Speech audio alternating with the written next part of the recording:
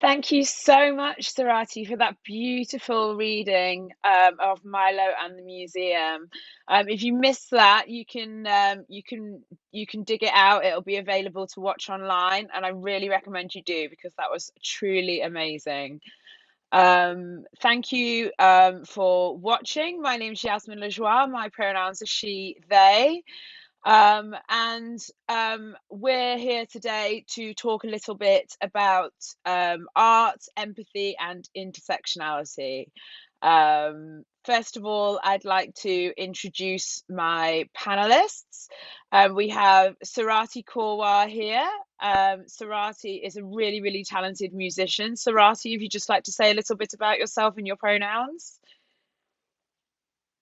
Sure. My name is Sarathy Korwar. My pronouns are he and him. I'm a musician, percussionist, drummer, based in London, but originally from India. And I make music that's deeply influenced by jazz, Indian classical music, and electronic music. That's great. Thank you so much. And now Tina Edwards, journalist extraordinaire, if you'd like to introduce yourself. Hi, I'm Tina Edwards. I'm a journalist, a broadcaster, and a DJ. And I basically just love presenting new music. And a lot of the time that will orientate around jazz and its, web from there. Great. Thank you so much. Oh, and my pronouns are she and her as well. Thank you. And Zetta, please just tell us a little bit about yourself. Hello, my name is Zetta Elliott. My pronouns are she, her. I am the author of Milo's Museum. Thank you for that beautiful reading, Sarathy. I am based in Evanston, Illinois, just outside of Chicago. I am Canadian originally, and I'm a Black feminist writer and educator. I've written close to 40 books for kids, and I also write plays and essays, and I'm happy to be here. Thank you so much, Zetta. So first of all, before we get started, I just thought I wanted to explain a little bit about intersectionality because it's a bit of a buzzword at the moment. Lots of people throwing it around. Lots of people don't really understand what it means. So intersectionality was coined in the 80s by one of my personal heroes, Kimberly Williams Crenshaw. In essence, it's the concept that all oppression is linked. So different aspects of our social, political, and cultural identities intersect and interact with one another, compound upon one another. Misogynoir is a really good example of this. So women face misogyny in society. Black women face racism. Black people, sorry, face racism in society. Black women face misogynoir, which is a unique form of racism leveled at Black women. So, as well as being Black, you're also a woman. You don't get a day off from either. So you face misogynoir, which is like a combination of both forms of oppression. And intersectionality asserts that your different identities, whether you be an immigrant or you don't speak English as a first language in an English speaking country, or you're disabled, or you're queer, or you're trans, you're a sex worker, or you're HIV positive, you have long term health issues, you're brown, or you're Black, or you're mixed race. All these things combine and interact and intersect to create your unique identity, which is one that maybe marginalizes you in society. It's really, really important that we understand the different and divergent ways in which people experience oppression in order to kind of stamp it out. We can't, if we don't see it, we can't fight it. So it's really, really important that we do define what oppression means for so many people in order to fight against it. So my first question for my lovely group of speakers is, what does intersectionality mean to you and why is it important? Tina, do you want to start us off with that? Tina? Yeah, absolutely. I mean, for me, I think on the most basic level, intersectionality means the inclusiveness of absolutely everybody, no matter their gender, their sexual orientation, their race. We all have so many identities that cross over and make us unique. And I think that for me, it's just about boiling it right down to the absolute basics in order to kind of communicate intersectionality as well, to people that might not be as familiar with the word or the concept. And that is really just about the purest meaning of everybody, I think. Great, thank you so much. And Zetta, what does intersectionality mean specifically to you as a Black woman, as somebody who faces oppression, no doubt, as a writer? Why is it important? Intersectionality is important because it exposes the default. And I think many of us understand and experience intersectionality before we may ever have heard Kimberly Crenshaw's term, and we understand how we operate in the world. But there are so many people, generally members of the dominant group, who are completely oblivious, right? And they get to walk through the world believing that they are the default and that everything automatically applies to them. So that if I write about a doctor, the kids reading my book, kids like 7, 8 years old already assume that that doctor is a white male. And so I have to make a manual adjustment and say the Black woman doctor, because otherwise they're going to have a different view of who that person is. So it's really important to me when I walk into a school, can't do that these days, but when I appear on screen, whenever kids see me, I always think of myself as embodying possibility. I want them to know what's possible for themselves. And so I begin by breaking it down. One of the first things I say is, I'm an immigrant. And then I talk about that experience. I talk about what it was like to grow up as a Black child, to grow up as a Black girl in a family where the boy was favored, what it's like to be mixed race, to have parents from different parts of the world. I think intersectionality is a good way of saying this is where I stand and this is how I see the world, and it's unique to me and it will probably be different from where you stand, but sometimes we still see the same things. And when we share our perspectives, when we use our voices together, then we form a chorus, and that's far more important and valuable than any one single voice. Thank you. That's a beautiful answer, Zetta. I read somewhere recently that only 9% of the population of the world is white. And so white men make up less than 5% of the population. And yet here we are talking about them as if they're the default, making up the majority. It's really worth thinking about. Sarathy, how might your art embrace and expand our understanding of intersectionality, or art in general even? How can art help us understand intersectionality? I think it's just by telling stories. It's kind of that simple at some level for me. Like what Zetta said, it's about unique stories and basically just understanding that everyone is unique and their stories and the biases that they're dealing with are sort of distinctive to them, whether it's gender, class, caste, and you can go on. But art, I think the role it plays is by telling these unique stories to a larger world and to increase that empathy among people, to understand that there might be different ways people are being oppressed that you may not have thought about or considered. And I think art does that better than anything else. It, it tells you really specific stories about people, and you can be in their shoes for a moment. Thank you. That's great. And Tina, how does the art that you work with, obviously a lot of music, how might that embrace and expand our understanding of intersectionality?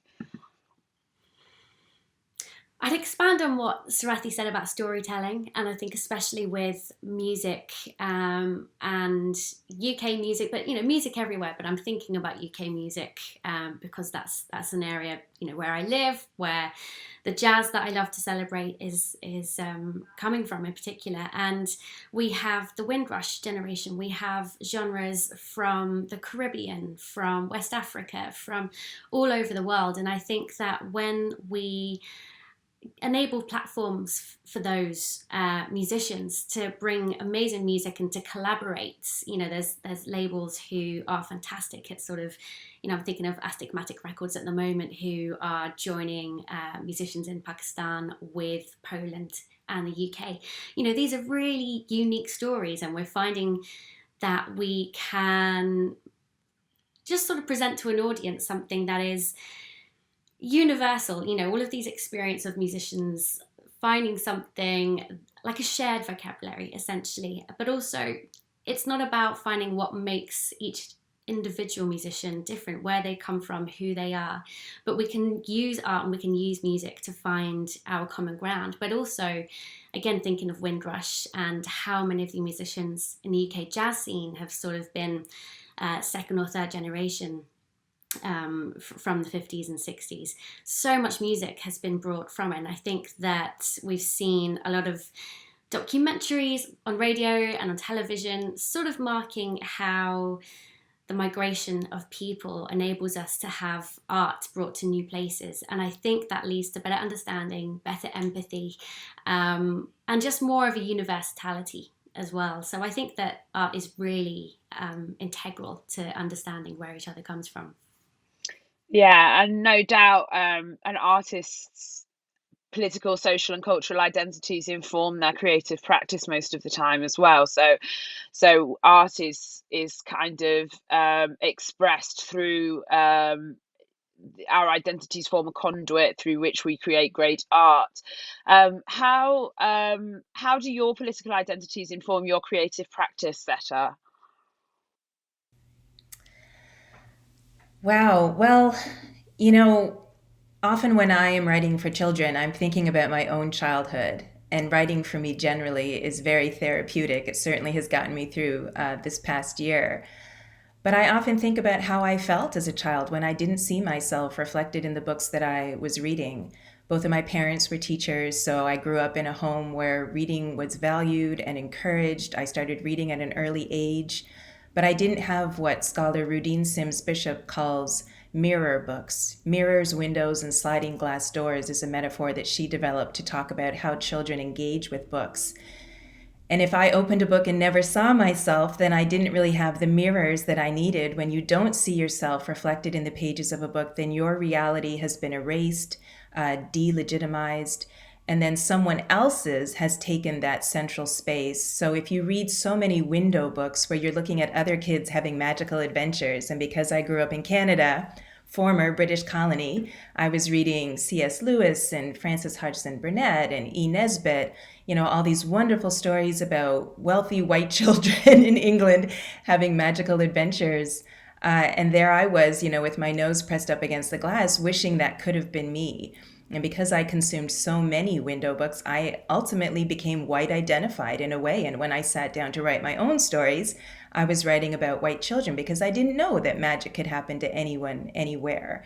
And I had to go through this ongoing process of decolonizing my imagination. So when I finally, got to graduate school, started reading Black feminist scholars, and had, a Black feminist approach to my writing, I started to see that, my experience was just as valid, and I could write about my family, which wasn't the typical two-parent nuclear family.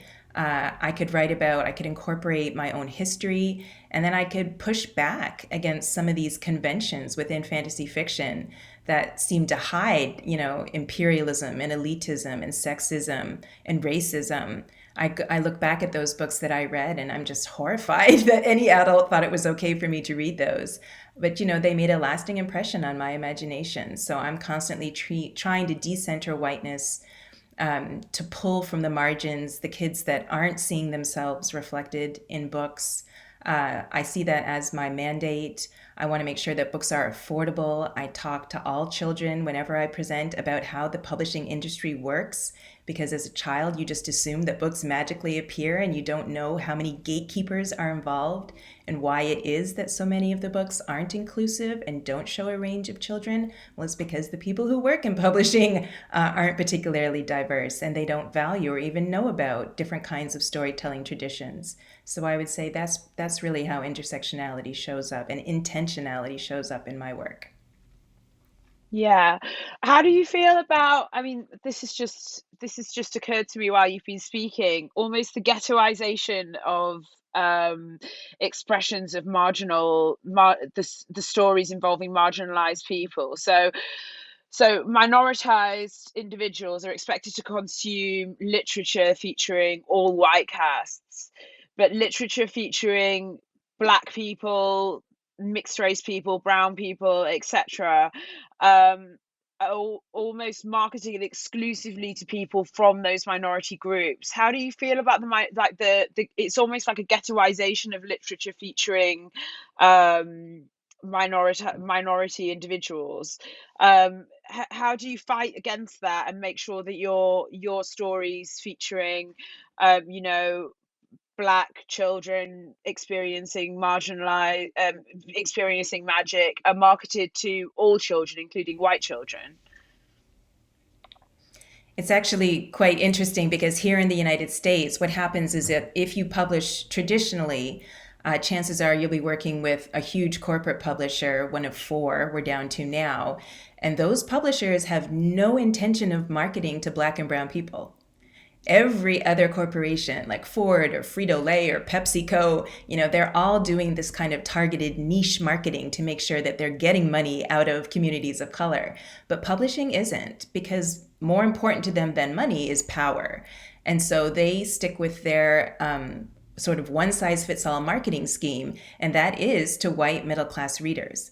So if your book has been accepted for publication by a traditional publisher, it is precisely because it might appeal to, they're counting on it appealing to white readers. So anything like Milo's Museum is a book I self-published because publishers didn't want that, right? They said it was too didactic because, of course, why would you want to teach children about curation and what happens in museums and how exclusive they can be?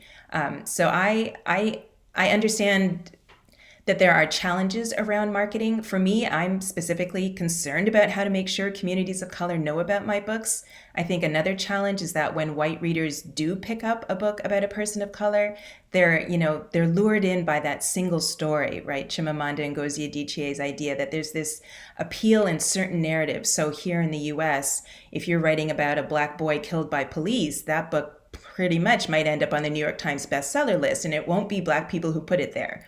Right? There's an appetite for Black pathology. There's an appetite for triumphant narratives, right? How Harriet Tubman saved slaves, enslaved people, and how Martin Luther King, fought for civil rights. And we had President Obama, and now it's, Vice President Kamala Harris. And then those books will only be trotted out in February for Black History Month. So we do definitely have some problems around the ways books are marketed and the ways in which they circulate. But I wish publishers would spend more energy and money making sure that communities of color know about the books that are out there. All the people you just mentioned makes me think of the trope of the magical Negro. Have you heard of that trope? Which is a trope in film and literature of a Black person. The Oracle in the Matrix is a really typical example of a Black person, can be a woman, can be a man, who has like almost magical powers. And is used just as a foil for the white narrative. So Black people are inserted into narratives where they are just two-dimensional foils for the white story to progress. That's really interesting. Thank you very much, Zetta. How do aspects of your political identity inform your creative practice, Sarathy? I think, yeah, there's two things to be said about this for me personally. One is, thinking about it as a non-white, creative. My main focus often is to just tell my story as realistically as possible. To be able to present a really complex version of my identity that doesn't fit or conform to the appetite of white consumerist audience. So to be able to say, yeah, I'm this and I'm something else and I'm a third thing and a fourth thing at the same time, and you've just got to get used to understanding that, and that often sounds much simpler than the task that's at hand.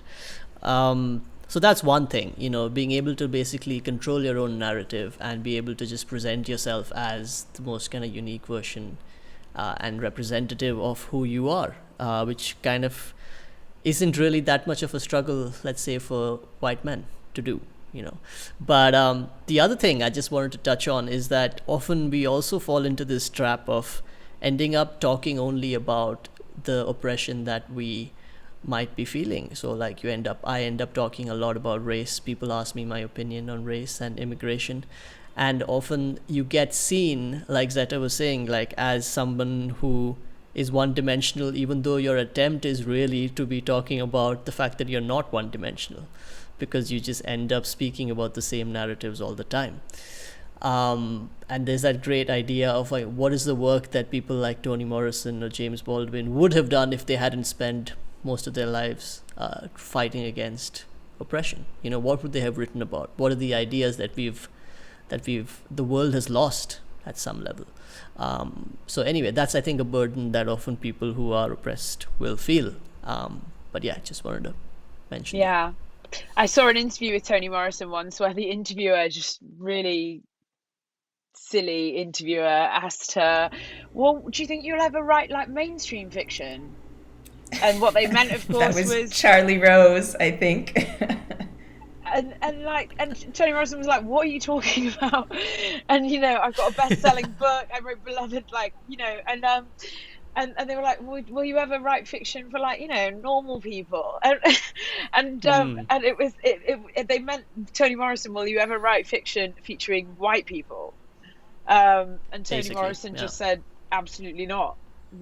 Russian novelists don't write novels about things they don't know or understand. They don't write novels that cater to the American public. And why would I write novels that cater to the white public when I write novels for the black, telling black stories to black people? So yeah, I thought that was quite funny. Art is fundamentally very expressive, very emotive. Artists are constantly expressing their deepest held desires and motivations for doing things, which feeds into ideas around empathy, which is the other topic of discussion today. So feeling other people's experiences, feeling other people's stories through reading about them or listening to them or whatever. Tina, do you want to talk a little bit about that and how empathy and art are quite interconnected somehow? Yeah, for sure. I think something that interconnects with those two words for me is documentation, and I mean that in terms of archiving something, documenting a culture or a history. For me, that kind of stems back to again, I'm coming at it from an area that I know a lot about, which is jazz, and I think that there have been a lot of voices that have been not necessarily as straightforward to say ignored, but there are a lot of voices and a lot of talents who have been so exceptional and so integral in what they've done. I'm talking about, a drummer like Viola Smith or an arranger like Melba Liston. These really talented people who haven't been put on the same pedestal that a lot of other people have for whatever reason. But that main thing, I think, is the voices that document, and it's the voices who decide who is worthy of us remembering and celebrating. And I think that comes back around to empathy when we're looking at jazz conservatoires, for example, which is a conversation I've been trying to instigate with the heads of jazz departments to say, this syllabus is extremely one-dimensional or one or two voice orientated. Where are the musicians of colour and where are the women? Where is there any sort of idea of intersectionality going on? Because we have quite equal numbers of women and men attending conservatoires and music education sort of establishments like these. But a lot of the students who then graduate, we tend to see the men sort of go off and have these great careers, but a lot of these female students kind of drop off, and we don't understand, we don't know what it is about their experience in the conservatoires or in these educational establishments that make them feel like they're not seeing themselves mirrored. And so when I think of these topics with empathy, I think, well, if we're not teaching students to celebrate the achievements of women or of unheard voices, then we're teaching them that it's fine to overlook them and to oversee their talents and to kind of think, I don't need to pay attention to these achievements. And so there is a lack of empathy. I think we're sort of conditioned to empathize with people that look like us as opposed to with a whole community. Yeah, thank you. We're not just conditioned to empathize with people who look like us, we're conditioned to empathize with people in positions of power. I think missing white women syndrome is a really good example of that, where white people, when they go missing, command greater concern, greater care, more empathy. We relate to them more, even if we are, in fact, a person of color. So we internalize white supremacy to such an extent that we feel more connected with white people than we do with our kin. And I think it's a really, really dangerous kind of system in place. Talking about jazz, just going back to what you said about jazz and how it's a very kind of like male, kind of almost supremacist narrative, like threads like running through jazz education. I went to Ronnie Scott's just before lockdown, and it was all white musicians on stage playing jazz music, and an all white audience cheering for them, and it was a really great atmosphere in Ronnie Scott's. And then there was something that was putting me on edge, and I couldn't put my finger on it, and I realized that it was because I was the only person of color in the room, and I shared my concerns with my friend. And she said, well, no, no, no. And she looked around and she was like thinking, this can't be true. Yasmin can't be right. She can't be the only person of color in a jazz club. And she was looking around, and she went, look, no, see, there's a black man over there. And I was like, that is the security guard. Like, and that was actually the bouncer, and that was the only other black person in the entire building. Ronnie Scott's, which is a legendary jazz club in London, the only other black person in Ronnie Scott's on that particular evening, where they were playing really experimental, free-flowing jazz music. It was great fun. The only other black person was the security guard. So that just goes to show how jazz music has been appropriated, I guess, by the white middle classes in a way that I think maybe hip hop hasn't, to a certain extent, but maybe that's because hip hop's newer. I don't know if you think that. I mean, that's an issue, Tina, but yeah, I mean, it's just something that occurred to me. Yeah, I think there's definitely a lack of voices given equal platform to, and I think that the London jazz scene is quite diverse, but I don't think that every venue, every booker, every festival, and they're a long way off having displaying equality on stage. Yeah. And I think that then has a huge impact on who comes to the shows, for sure. Great. Okay. Bit of a different topic now. Do you think art is a lens through which we can understand society, or does it in fact affect change? That's one for Sarathy. I'm sorry if I'm I saying your think name both. wrong, by the way. It's too simplist. That's all right. Yeah, no, I just think it's both. It's definitely something, art definitely affects change, and it's a lens to view society. I mean, I don't see why the two can't be connected. In fact, they must be connected, because change only comes through, being able to see things properly first. And I just feel like, going back to that idea of representing different voices, there's also this thing of talking about representation over diversity, I think is really important, because it's very easy to get into a system where tokenism starts playing into the ideas of how we talk about different scenes, whether it's music or literature or film.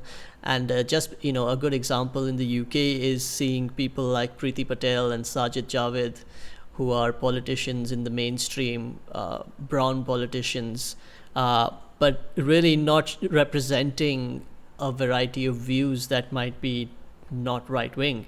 So I think like representation stems far beyond just the color of your skin or the way you look, or it's really about ideas as well, and thinking about decolonizing our own ideas, like Zetta mentioned and you mentioned as well, Yasmin, and making sure that we're not internalizing the same kind of ideologies that have been perpetuated through sort of colonial discourse through the ages. So yeah, in a roundabout way, I hope I've answered your question. You have. Thank you. Thank you so much. How do we decolonize our ideas then? I mean, Zetta, I don't know if you want to step in here because you were the one who raised the issue originally. How does one decolonize their own ideas? I mean, what can one do? Is there anything, do you have an action plan for us? I mean, what can we do? Well, I'm afraid I don't have steps 1, 2, and 3, but I would say for me, it involved interrogation, all right? Self-interrogation. Why do I love the things I love? Do you know I have 3 deadlines this week, and I've met 2, and when I meet the third on Friday, I'm going to celebrate. And guess how I'm going to celebrate? I'm planning a tea party. I'm having high tea, and I've ordered all these little tea goodies, and that's one of my favorite things to do. And where did I learn to love tea parties? So much of my childhood involved consuming British conventions and British customs, and I love Yorkshire pudding and roast beef. And we had a plaque of the Queen on the wall in the dining room, and I sang "God Save the Queen," for the first 8 years of my life at school. And when I finally got to the U.S. and I was studying Black women writers, and all I wanted was, to be a Black feminist writer, I shared my work with a friend, and she said, "Oh my God, your writing is so British."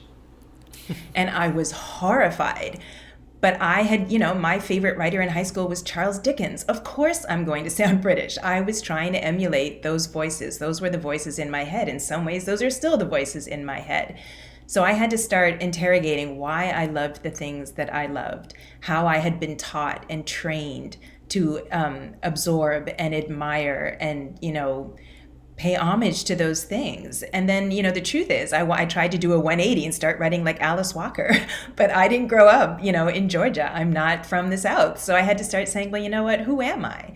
Well, I'm Caribbean on my father's side. I'm African American, English and Irish on my mother's side.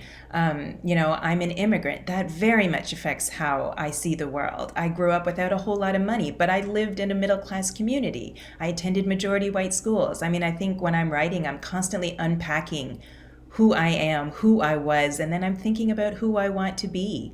There's a Canadian poet scholar, Dion Brand, and she says, in some ways, people of the African diaspora are trapped in the threshold of the door of no return, right? That door in all of those slave forts where, enslaved people were kept, and then they passed through that doorway and were put on ships, packed into ships and taken across the Atlantic to be enslaved in the Americas. And she said, you can't fully step back into the old world, and you never fully step forward into the new world. You're trapped, you're the dwellers of the door. And that, in a way, she says, is, of course, it is a trap, but it's also a space of opportunity, because Black people became a fiction in the minds of white colonials, but then we also have the opportunity to self-create and self-define. You can pull from all of these different places and experiences and eras. And I just think, decolonization is such hard work, and I don't think I'll ever be done with it. I'm going to be working through it and on it for the rest of my life, but it's also an opportunity. It's an opportunity to dig and unroot and try to trace back your roots. Yeah, it's a journey though, isn't it? We never quite reach the destination of being totally decolonized. We're always striving for more. It's really fascinating that you say we kind of exist in the doorway between two distinct areas, two distinct spaces, because I believe that, and in history and mythology, a lot of magic happens in doorways. A lot of things are created in liminal spaces traditionally, and I think there's a lot of growth there. There's a lot of possibility that exists in spaces in between, and I think that's just a really exciting position to be in sometimes, in that space in between two worlds. I often think that because I'm also mixed race, that I'm white adjacent, I'm African adjacent, I'm both, and there's nothing wrong with being both. And I never say I'm half anything, because I am wholly African and wholly European, and I stand with one foot in one world and one foot in the other. But it's not a sacrifice for me. It's actually a growth process. I'm greater because of it. I contain more multitudes, and I think that's really important to remember. As a society, we are conditioned to feel more empathy for people in positions of privilege, as I said before. you've already touched upon how we might be able to fight this, Zetta, but Tina, how do you think that we might be able to fight this idea that we empathize more with people, with cishet white able-bodied men? I mean, how do we fight this? I mean, Zetta's spoken really, really eloquently about, consuming and making a conscious effort and interrogating different ways of thought. But what do you think?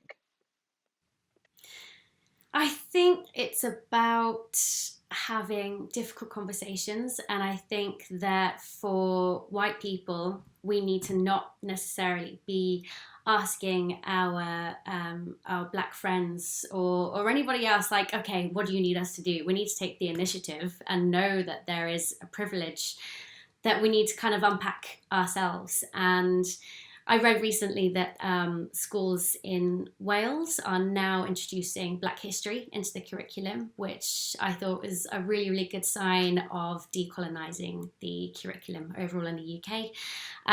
Obviously, that's a very, very tiny speck of progress, but it feels like something that hopefully is a step in the right direction.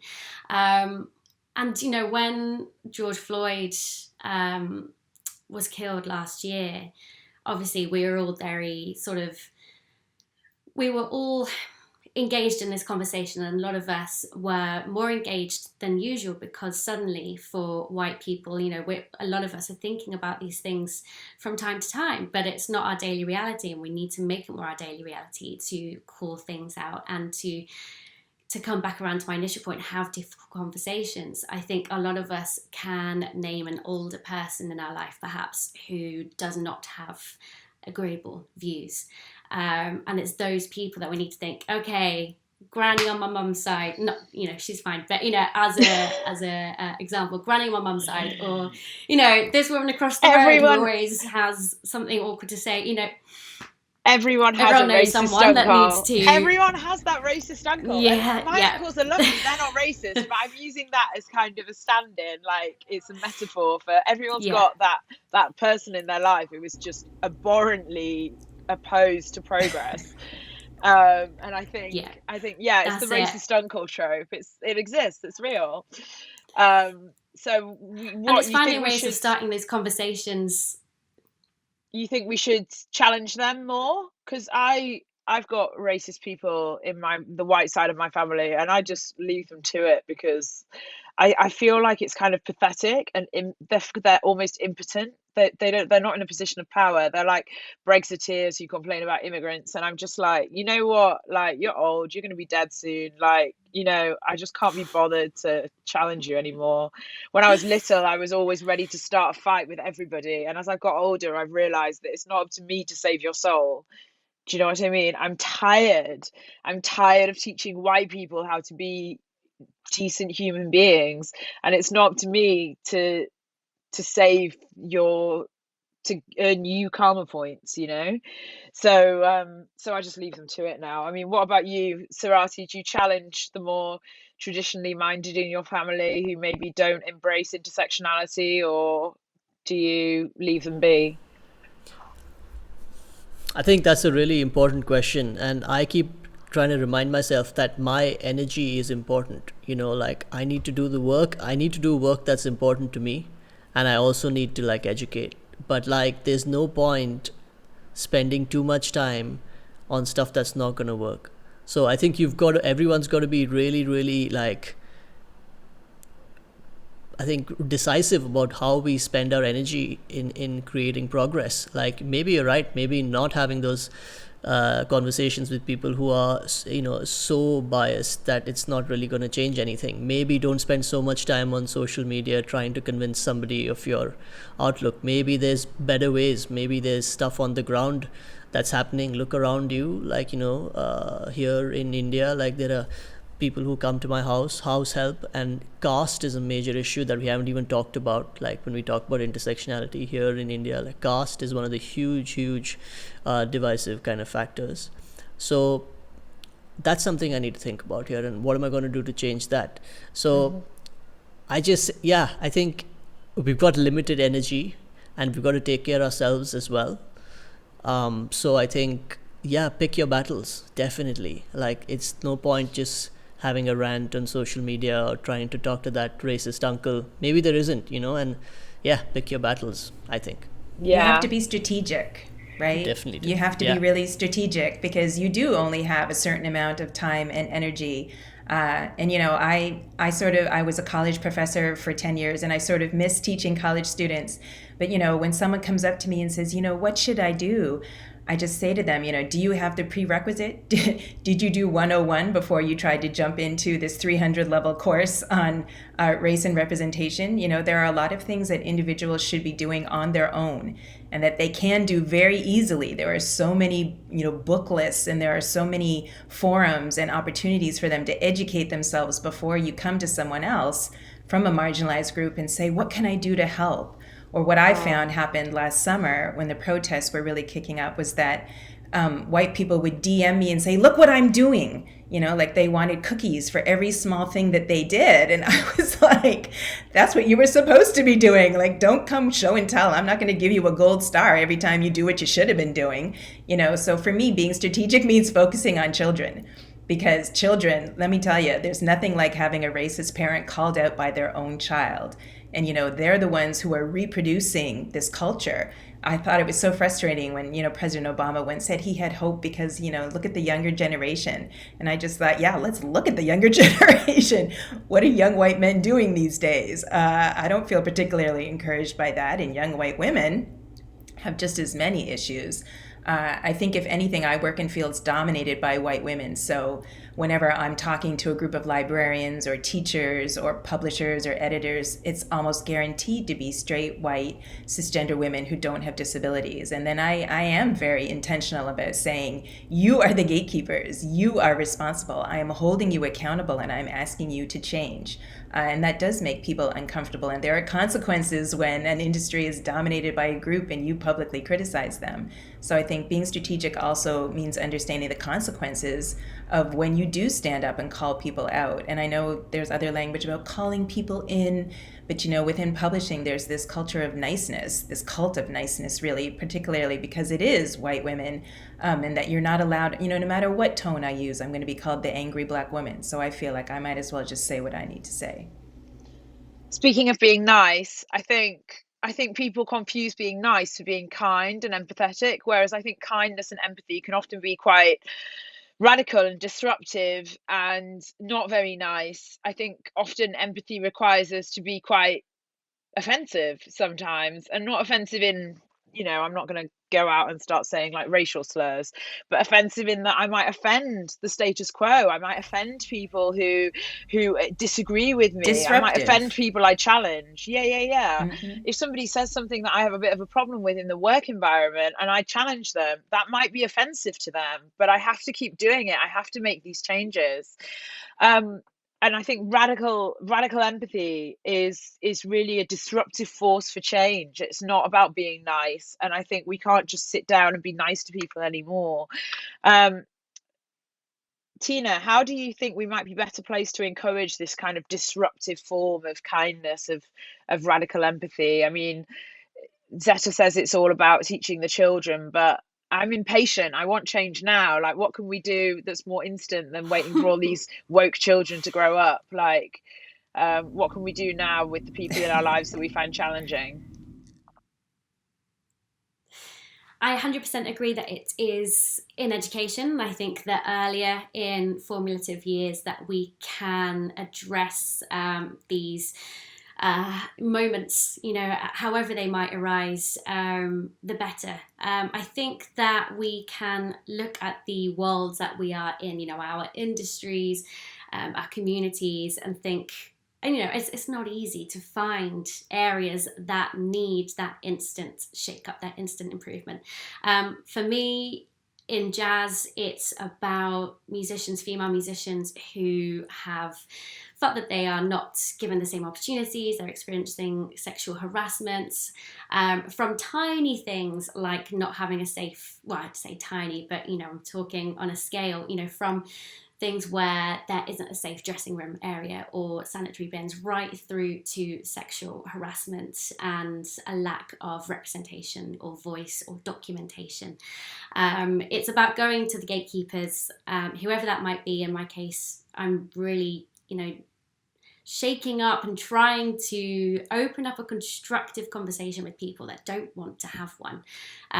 There's a magazine that I spoke to the editor of a few years ago, who anyone in jazz will know very well, and I said, why don't you have more female voices, more female representation? And his response to that was, I don't have enough time to train them, insinuating that female writers are not qualified enough. And so I was like, right, okay, that one that was one of the things where I was like, that's an exhausting thing that I might come back to later.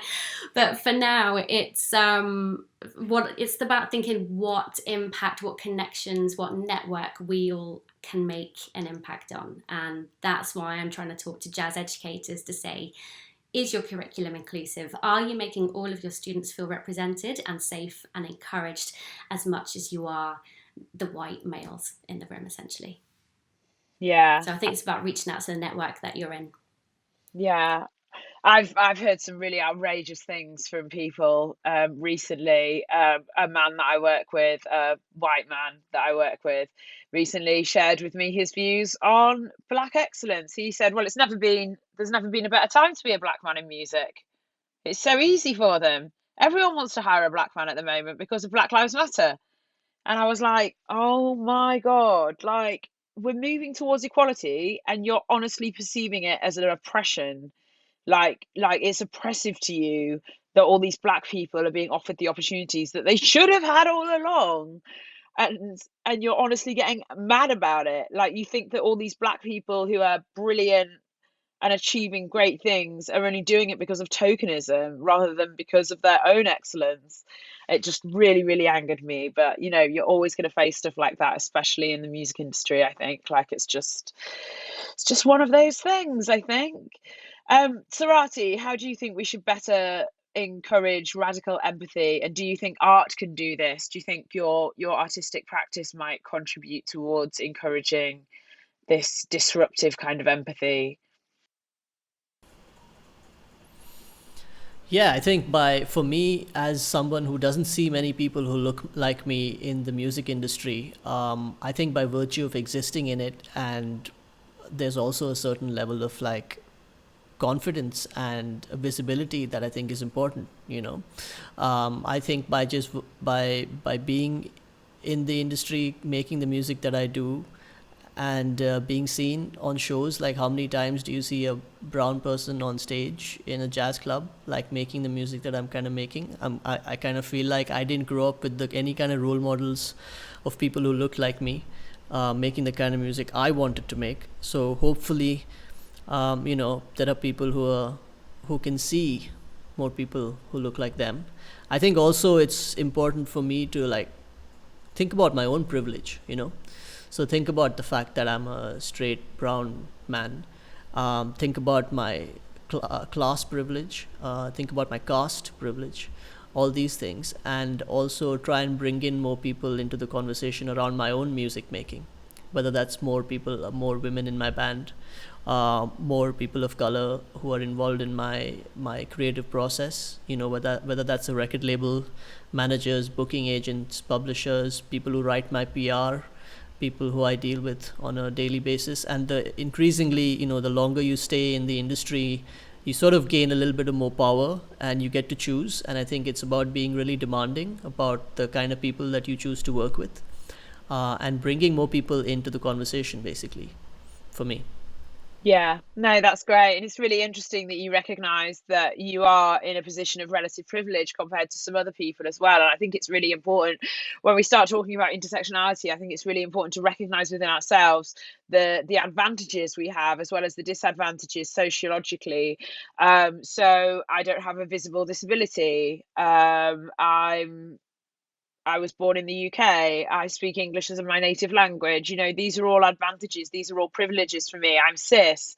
And I think, people, when they're talking about the ways in which they're treated differently because of their social, political, and cultural identities, they forget that they're actually treated differently or divergently from people who are more marginalized than they are.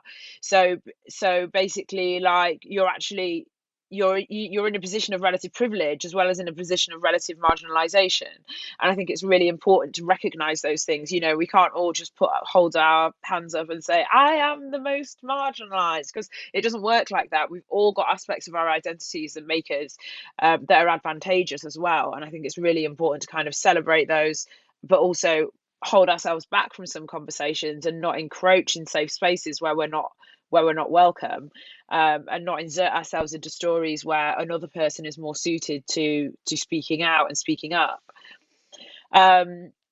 Is there anything else anyone would like to say or ask before we wrap this up? Are there any points that I've missed, do you think? Any comments on empathy, intersectionality, and art would anyone like to add? Don't all speak at once. No? That's absolutely great. I Thank just you feel so like much. from the book. Oops, sorry. It's fine. From the book? No, I just a quick thing. Yeah, from the book, like the one thing I think we maybe haven't touched on completely, but what I found really empowering is that idea of just building your own community, and that idea of like if you don't see something, make it happen, and like that DIY culture is so important to me, and it's always been important to my music making. That I just think that's so great. Like just make it happen if you can. Like just don't Yeah. wait. I don't know. That's something It for is. myself to constantly remind myself to do. But yeah. It is a lovely addition to the story that Milo doesn't just involve their family in their community building. They also have their neighbours come round at the end, which I think is a really telling thing. Like, family isn't just, our mothers and our fathers and our grandparents and our uncles and our aunts. It's also the people that we choose to build a community with. So I think, yeah, that's a really lovely part of the book, Zetta. So thank you again for writing it. Thank you again, Sarathy, for reading it. Thank you, Tina, for being with us today. And that's my jazz hands. And thank you so much, everyone, for being here. Jazz hands. But thank you very much, and enjoy the rest of the festival.